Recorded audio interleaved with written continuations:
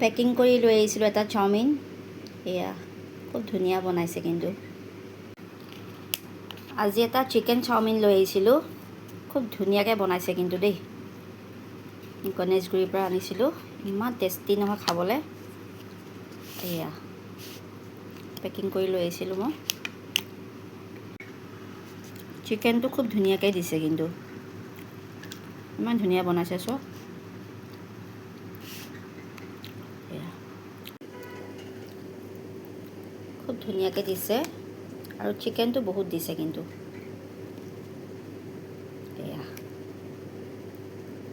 চিকেনটো বহুত দিছে আৰু খুব টেষ্টি বনাইছে কিন্তু দেই চাওমিনটো। খুব ধুনীয়া টেষ্টি বনাইছে পূৰা। এয়া